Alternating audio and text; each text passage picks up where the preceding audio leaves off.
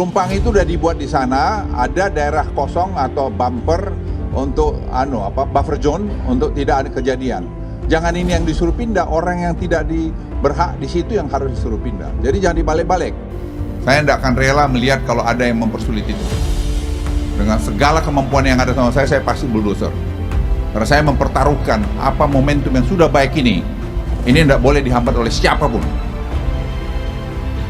Air, listrik, itu hak dasar. Bagaimana kita membiarkan rakyat kita sendiri di tanah kita sendiri tidak memiliki akses kepada air, tidak memiliki akses kepada listrik, karena tanahnya sedang sengketa. Jadi saya katakan sengketa tanahnya biar diselesaikan di pengadilan. Silahkan diselesaikan. Saya tidak mau terlibat soal sengketa tanahnya, karena sengketa tanahnya bukan wilayah kami. Tapi saya sebagai yang bertanggung jawab di Jakarta harus bisa memberikan hak dasarnya, air di situ, sehingga mereka bisa mendapatkan air bersih dengan harga yang terjangkau. Yang kedua, mereka mau berusaha, Bang. Itu udah puluhan tahun di situ. Oke. Dengan ada IMB, mereka bisa ambil kredit, mereka bisa ngurus IUMK, izin usaha mikro kecil, dapat pinjaman hidup mereka. Jadi, ini adalah sebuah jalan tengah untuk menyelesaikan persoalan yang lebih besar. Di masalah pembentukan RW dan RT serta KTP untuk Tanah Merah dan di Kampung Beting akan segera diproses, tapi ini juga memakan waktu, ya. Mantan Gubernur DKI Jakarta, Anies Baswedan, diminta ikut bertanggung jawab atas insiden kebakaran depo BBM Pertamina Pelumpang. Karena saat menjadi pemimpin di DKI Jakarta, Anies sempat memberikan izin warga mendirikan bangunan yang sebenarnya dilarang. Apalagi memang sejak awal diketahui bahwa depo Pertamina Pelumpang tidak boleh ditempati dengan jarak tertentu. Lahan tersebut adalah milik PT Pertamina yang ditempati warga. Akan tetapi oleh Anies waktu menjadi gubernur diberikan izin mendirikan bangunan yang jelas bertentangan dengan peraturan, ungkap fraksi PDI Perjuangan DPRD DKI Jakarta, Gilbert Simanjuntak. Menurutnya, dengan adanya korban kebakaran, sepatutnya warga direlokasi agar terhindar dari musibah yang berulang di kemudian hari. Izin mendirikan bangunan yang dikeluarkan Anies waktu menjabat membuat persoalan bertambah rumit karena terlihat lebih mementingkan terpilih menjadi gubernur DKI Jakarta dengan janji kampanyenya walaupun harus menabrak aturan. Kesalahan ini tidak sepatutnya berulang. Saat masih menjadi gubernur DKI Jakarta, Anies Baswedan menyatakan bahwa izin mendirikan bangunan kawasan Kampung Tanah Merah Jakarta Utara merupakan penertiban perizinan berbentuk kawasan yang pertama kali di Indonesia. Wilayah hukum yang tidak semuanya berada di bawah tanggung jawab Pemprov DKI Jakarta. Kewenangannya bukan di kita. Jadi ada proses legal yang sedang berjalan. Nah, kita ini kan tanggung jawabnya memastikan rakyat bisa minum, rakyat bisa dapat pekerjaan, rakyat dapat kesehatan, pendidikan, listrik gitu. Nah, jadi kita bilang, oke, proses legalnya jalan dah, diselesaikan. Tapi penderitaannya jangan ada dong. Jangan menderita. Pada kesempatan itu, Anies menyerahkan secara simbolis sertifikat izin mendirikan bangunan kawasan kepada belasan perwakilan warga Kampung Tanah Merah. IMB kawasan tersebut merupakan solusi dari Pemprov DKI Jakarta atas persoalan masyarakat yang menghadapi kesulitan mengakses berbagai perizinan bangunan. Sementara itu, Kes Khalifah, relawan Anies Baswedan menyentil Bali, legislator DKI Jakarta, fraksi PDIP Gilbert Simanjuntak yang mengungkit IMB soal lahan kebakaran depo Pertamina Pelumpang. Kes menilai pola pikir Gilbert aneh. Anies memberikan IMB pada warga agar warga bisa mendapatkan keadilan dalam pelayanan publik. Diberi IMB atau tidak, warga Kampung Merah sudah tinggal di daerah itu puluhan tahun. Kebakaran yang sudah terjadi 2 kali itu disebabkan kelalaian dalam maintenance atau karena warga tinggal di daerah situ. Pola pikirnya Gilbert itu aneh bin ajaib, sama seperti para buzzer di medsos. Gis menilai tidak hanya depo Pelumpang yang perlu dievaluasi. Ia mengatakan banyak depo lain yang harus dievaluasi dari sisi maintenance. ada banyak depo lainnya yang harus dievaluasi oleh Pertamina dalam soal maintenance. Kes juga menyinggung pihak yang menyalahkan warga tinggal di daerah tersebut, sebab menurutnya maintenance lebih penting. Kini ada kasus kebakaran di depo Pertamina, bahkan terjadi korban jiwa. Kom otak dikit tidak pertanyakan perawatan depo itu yang sudah 2 kali terbakar, tapi teriakannya malah menyalahkan warga yang tinggal di daerah tersebut. Ia kemudian mengungkit saat bertugas sebagai komisaris Ancol menghadapi tantangan pandemi corona. Ia mengatakan saat itu bertanggung jawab di tengah kritik. Saat Ancol mengalami masalah kerumunan yang dipolitisir sedemikian rupa, tidak ada ceritanya gue menyalahkan bawahan lalu membela diri dengan menyalahkan mereka. Apalagi menggunakan kaum pecundang seperti para buzzer. Gue maju dan hadapi dengan penuh tanggung jawab, bahkan mengapresiasi kinerja mereka di publik, bukan menjadi pecundang yang berlindung di balik para buzzer otak dikit dengan mengalihkan topik menjadi persoalan warga yang tinggal di daerah tersebut. Menjadi pemimpin itu punya nyali untuk mengambil alih tanggung jawab. Pada prokes kepada manusia, kucing-kucing liar di Ancol 385 disterilisasi, divaksinasi. Kucing, apalagi pada manusia. Terima kasih banyak kepada teman-teman DKDN Friends yang menjaga kucing-kucing itu di Ancol. Sementara itu, PT Pertamina bergerak menangani kejadian kebakaran di Depo Pelumpang, Jakarta Utara. Kobaran api sempat memicu kepanikan, apalagi permukiman padat penduduk berhimpitan dengan terminal BBM tersebut. Direktur Utama Pertamina, Nike Widiawati, meminta maaf atas kejadian terbakarnya Depo Pertamina Pelumpang. Ia memastikan akan melakukan evaluasi secara menyeluruh atas insiden tersebut. Mereka pun membutuhkan air minum, butuh listrik, butuh itu. Dan itu semua mensyaratkan adanya IMB. Nah, itulah saya sebut tadi kenapa ini disebut jalan tengah terobosan. Nah, jadi sambil mengikuti itu, kami akan ambil kebijakan begini, 3 tahunan. Nanti insya Allah bisa diperpanjang kalau proses legalnya belum selesai.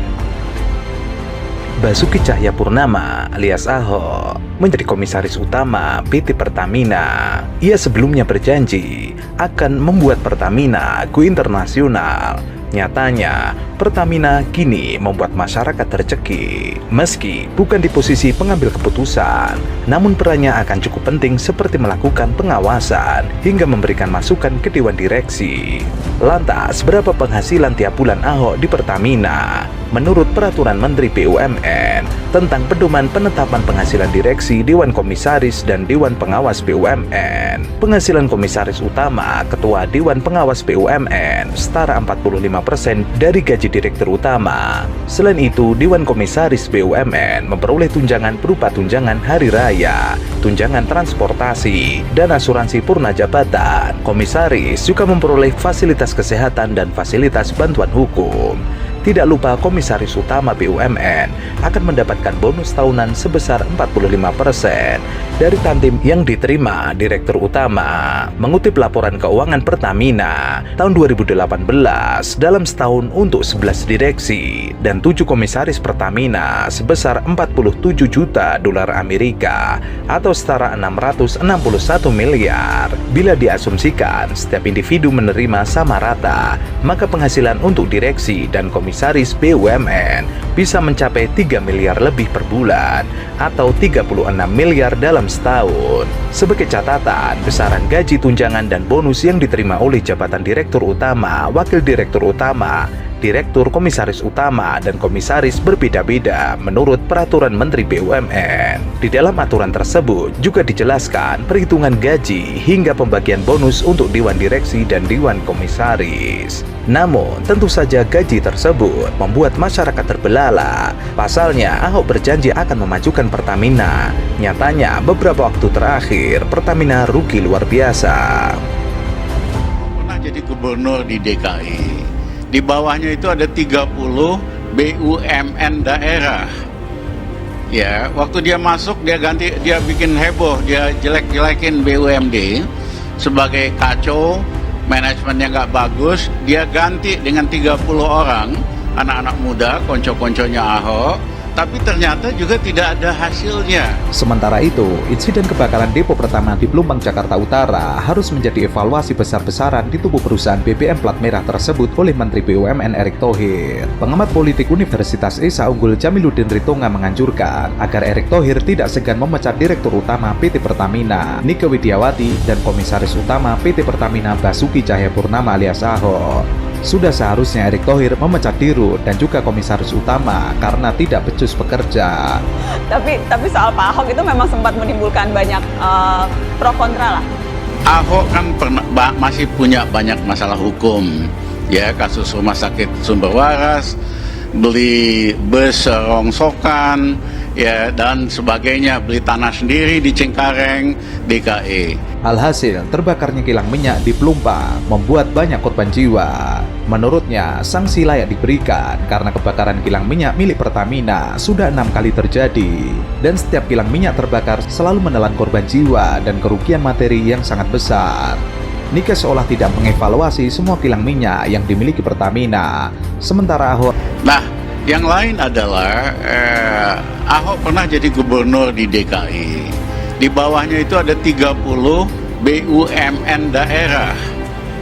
Ya, waktu dia masuk dia bikin heboh, dia jelek-jelekin BUMD sebagai kacau, manajemennya nggak bagus. Dia ganti dengan 30 orang anak-anak muda, konco-konconya Ahok, tapi ternyata juga tidak ada hasilnya. Yaitu tanah ini statusnya apa secara kepemilikan. Satu sisi mereka sudah tinggal di situ puluhan tahun dan ada aturan perundangannya yang mengatakan bila sudah ditempati selama 20 tahun lebih maka bisa menjadi. Tetapi ada catatannya banyak itu, bila tidak ada klaim dan lain-lain. Tidak sederhana lah.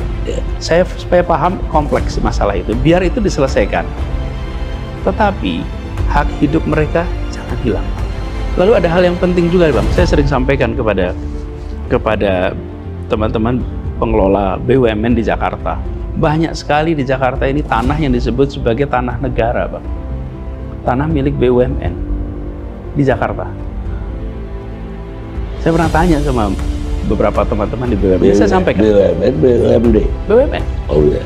Ya seperti status ini kan tanah di Pertamina itu. Ya. Itu kan milik BUMN. Pertanyaan saya, dulu BUMN beli dari siapa?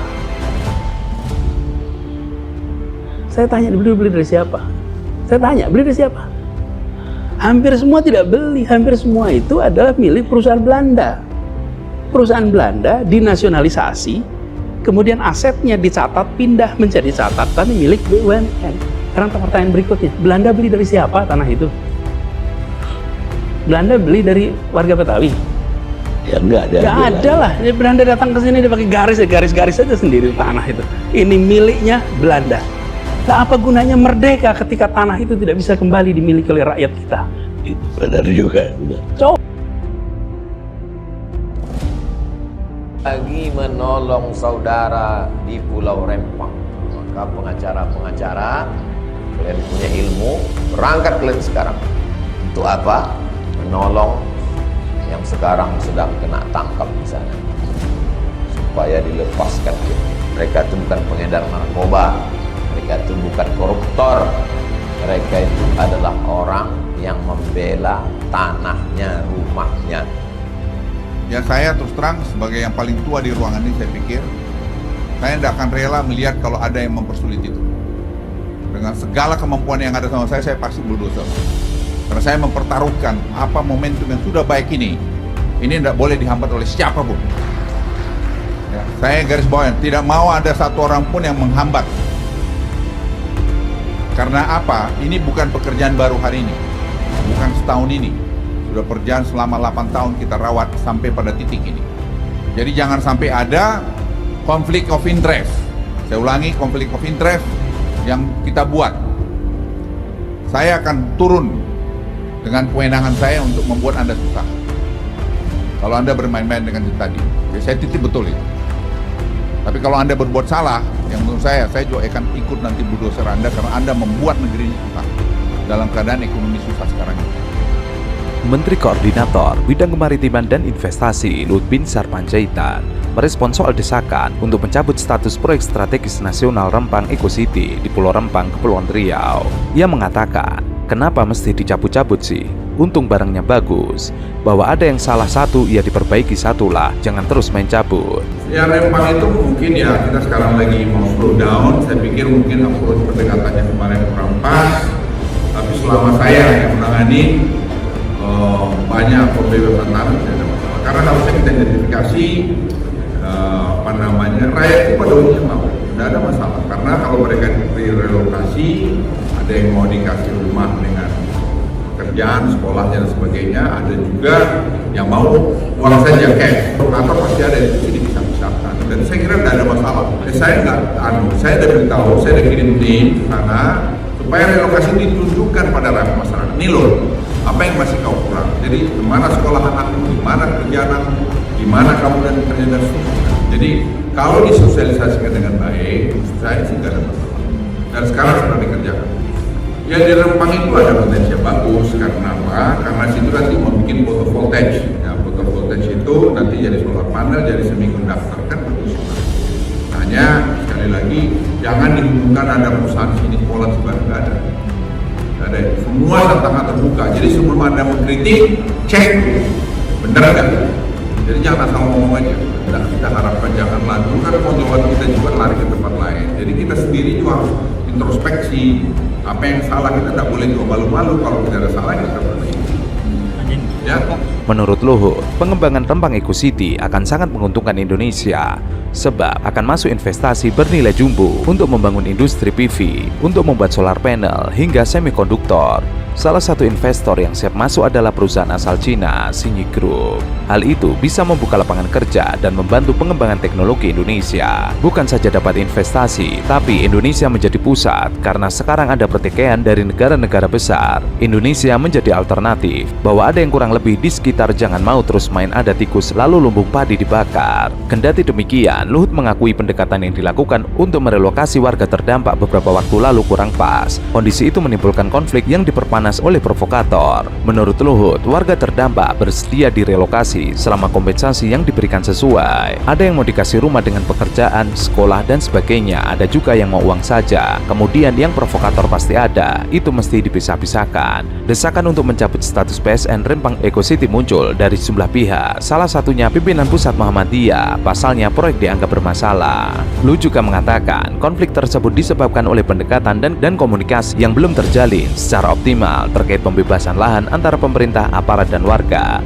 Sebenarnya, pembebasan lahan di Pulau Rempang dapat diselesaikan dengan damai tanpa bentrokan. Luhut mengatakan, Pulau Rempang memiliki potensi investasi yang baik. Ia menjelaskan industri seperti fotovoltaik, panel surya, dan teknologi semikonduktor dapat dikembangkan di wilayah tersebut. Ia menegaskan, pemerintah Indonesia tidak membatasi investasi untuk perusahaan tertentu di Pulau Rempang. Indonesia membuka diri seluas-luasnya kepada para calon investor yang berminat menanamkan modal di wilayah tersebut.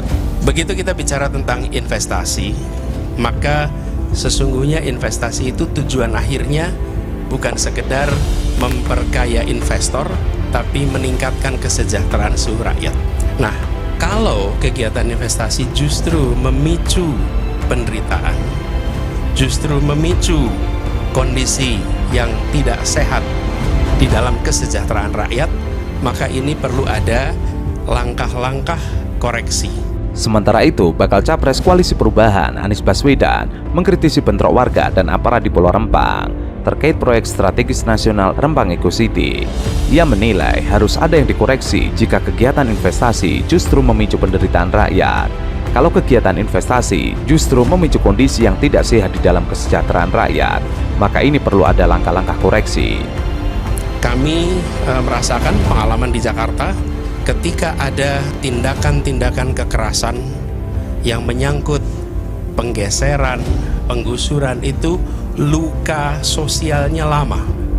Kamu akuarium, datang ke sana, kita akan ketemu dengan mereka yang memiliki luka yang amat dalam. Nah, kami melihat pendekatan yang penting adalah pendekatan dialog. Bicarakan baik-baik, apalagi ketika kita berbicara tentang proyek yang jangkanya amat panjang. Lebih baik dilakukan pembicaraan panjang, rumit, ribet, tapi melibatkan semua dan sampai pada kesimpulan yang diterima baru kemudian eksekusi. Dengan cara seperti itu, maka kita akan bisa merasakan pembangunan yang prosesnya dirasakan sebagai proses yang baik, yang benar. Dan bila kita yakin bahwa pendekatan mengandalkan keadilan itu dijalankan dengan benar, kami yakin itu, maka ketenangan, keteduhan akan hadir. Anies menyebut tujuan dari investasi bukan sekedar memperkaya investor, melainkan meningkatkan kesejahteraan rakyat. Ia juga menilai investasi harus mengedepankan prinsip keadilan. Menurutnya, keadilan harus dikedepankan dalam situasi apapun. Investasi tujuan akhirnya bukan sekedar memperkaya investor, tapi meningkatkan kesejahteraan seluruh rakyat. Anies lantas mengungkit pengalamannya kala menjadi Gubernur DKI Jakarta. Ia menyebut dampak psikologis yang disebabkan akibat penggusuran berlangsung lama. Ia mengaku saat menjabat gubernur, Anies kerap mendatangi warga terdampak penggusuran. Mereka memiliki trauma yang mendalam. Kampung Akuarium datang ke sana akan bertemu mereka memiliki luka yang amat dalam. Anies pun mendorong pendekatan dialog untuk membicarakan secara baik-baik persoalan yang ada. Ia menilai akan lebih baik jika pembicaraan berlangsung rumit dan panjang yang melibatkan semua pihak ketimbang kekerasan. Dan sampai pada kesimpulan yang diterima baru kemudian eksekusi. Dengan cara seperti itu, maka semua akan bisa merasakan pembangunan yang prosesnya dirasakan sebagai proses yang baik dan benar.